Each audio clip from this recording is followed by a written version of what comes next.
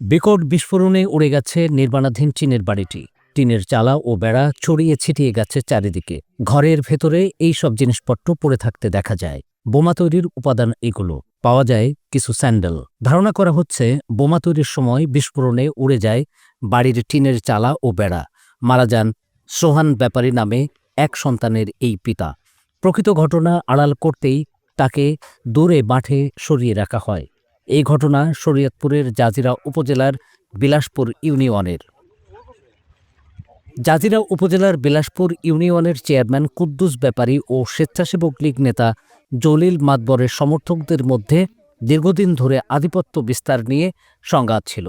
মাঝে মধ্যে দুপক্ষের লোকজন সংঘাতে জড়াতো। নাসির ব্যাপারীর এক দল আর ওই যে সৈয়দের এক দল। আমার ভাই হলো সৈয়দের দল করে। নাসির ব্যাপারী হইলো ওই হুইতের লেগে গেছে, ওর হইলো 2টা মামলা ওর নামে। ওই 11টা বাজে ভাত খাইছে, ভাত খাইয়া শুইতে লেগে আইছে। এই যে ঘরের ভিতর শুইছে, সেই ঘরের ভিতর বম হালাইয়া ওরে শুইছে, মনে হয় বিলাসপুরের কোন সাইডে শুইছে। আমার কাছে কি সত্য কথা কইব নি? সত্য আমরা যদি জানতাম তাহলে এত মানুষ আছে। আমার বাইরে যদি এই ঘটনা কথা আমগাকে মাইসে কেমনে জানবো? এই নাসির বাড়ি সব করছে। এই যে সন্তান দেখেন, কুলের সন্তান, আমার ভাইয়ের পাসপোর্ট আমরা জমা দিয়ে দিছি। এই নাসির বাড়ি করছে, নাসির বাড়ি থেকে পাসপোর্ট জমা দিছি, নাসির বাড়ি আমার এই যে মাসুম বাচ্চা আমার বাইরে কি করে রাস্তায় হালাই থুইছে। 8 জানুয়ারি ভোরে কুদ্দুস ব্যাপারীর চাচাতো ভাই সাগর ব্যাপারীর নির্মাণাধীন বাড়িতে এই বিস্ফোরণ হয়। সকালে গিয়ে বাড়িটির এই অবস্থা দেখা যায়। এ ঘটনায় আরও 2 জন আহত হন। তাদের ঢাকা মেডিকেল কলেজ হাসপাতালে নেওয়া হয়েছে। নায়াসিনামাইড ও স্যালিসাইলিক সমৃদ্ধ লিলি ফেস ওয়াশ, যা ফেসের ডেড স্কিন সেল দূর করে দেয় দ্বিগুণ ফাস্টার ব্রাইটেনিং। ঘটনাস্থলে পৌঁছে পুলিশ পরিস্থিতি নিয়ন্ত্রণে আনে এবং নিষ্প্রাণ সোহান ব্যাপারীকে তুলে আনে। বাড়িটির মালিক সাগর ব্যাপারীর স্ত্রী ও স্থানীয়রা বলছেন তারা শান্তিতে বাঁচতে চান।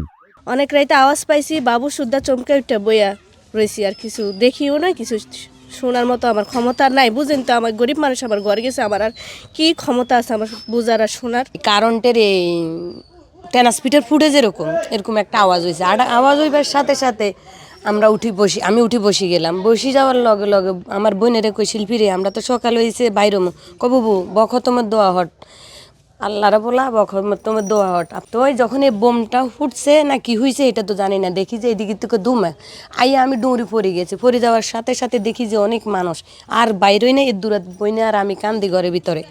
আমার মা তো মানে এরকম হয়ে গেছে, আমার আম্মু আছে। এতটুকুর উপরে দেখলাম যে এবার কি হয়েছে না হয়েছে, এখন পর্যন্ত আমরা এদিক থেকে আর বাইরে হই নাই। শান্তিতে 2টা ডাইল ভাত আনি খাক ছেলে মেয়ে নিয়ে, ওটাই আমরা কামনা করি। ঘটনাস্থল পরিদর্শন করে তদন্ত সাপেক্ষে দোষীদের আইনের আওতায় আনার আশ্বাস দিয়েছেন পুলিশের ঊর্ধ্বতন কর্মকর্তারা।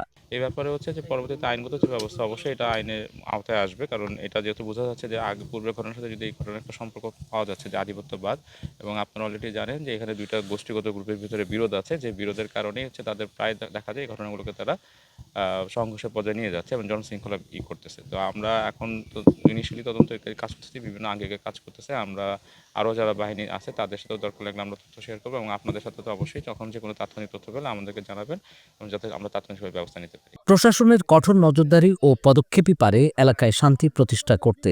তাই অচিরেই দোষীদের গ্রেপ্তার করে শান্তি ফিরিয়ে আনার দাবি এলাকাবাসীর। নায়াসিনামাইড ও স্যালিসাইলিক সমৃদ্ধ লিলি ফেস ওয়াশ, যা ফেসের ডেড স্কিন সেল দূর করে দেয় দ্বিগুণ ফাস্টার ব্রাইটেনিং।